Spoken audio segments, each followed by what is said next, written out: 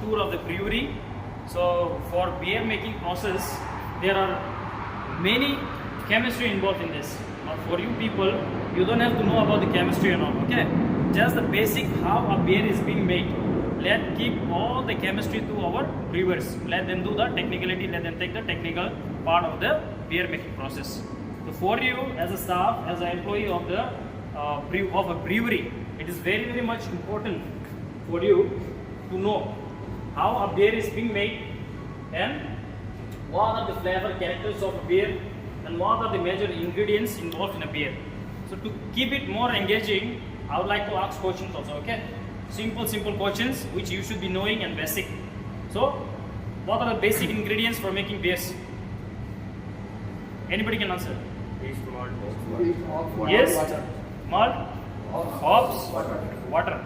All these four ingredients are major ingredients of a beer and has their own purposes, right? So the purpose of a hops is to add flavors, balance malts, and there are many other important features of a hops. It can be say keeping the beer fresh. Okay, so let us start learning about how a beer is being made, step by step process. I'll show you where the fermentation tank is, where the whirlpool is, and how lautering takes place. Okay, follow me. So the initial beer making process starts with.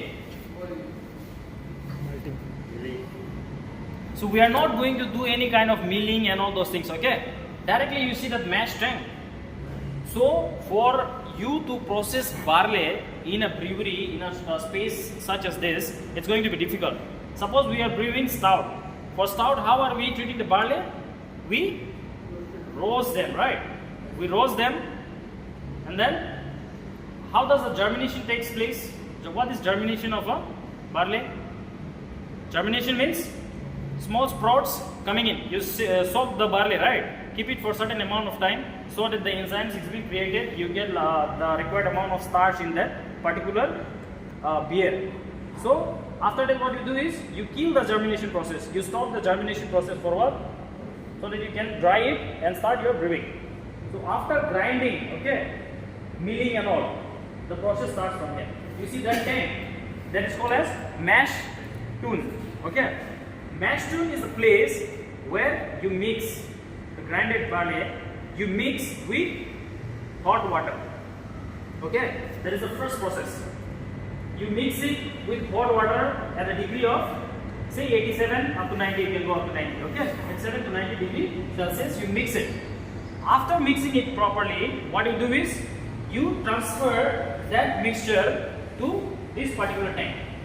Okay, this particular tank. What is this tank called? It's lautering tank. Okay, this is called as lautering tank. So what happens in a lautering tank is it separates the wort. उसको क्या बोलते हैं? Wort, W-O-R-T. That is a mixture of hot water and your grains, right? Milk grains. So once you bring it to this lautering tank, it will separate both. Okay. So in the lautering tank, you have the solid particles left here and the clear liquid. Okay, the wort will be transferred back to your mash tun again. Okay, in the mash tun, the temperature of your wort still remains the same. It is pretty hot. Okay. After that comes the role of a hops. And when should the hops be added in the beer making process? During the boiling period. So the wort is still hot. Now you add your hops there. Okay. So the first row has come. Yeast is still pending, right? The hops has come into play. So the hop will be added in that hot water. Okay? Hot, not water, water. Okay? So after mixing it, this particular mixture of hops and your wort will be transferred back to this particular tank. This particular tank. What is this tank called as? Whirlpool. This called as whirlpool tank. What is it called? Whirlpool? Okay. It's called whirlpool. So once this mixture of hops and other sediments which are not very clarified will be transferred back to your whirlpool tank. So once it comes to your whirlpool tank, manner. It's called as centrifugal. Okay, centrifugal force. Okay, it rotates.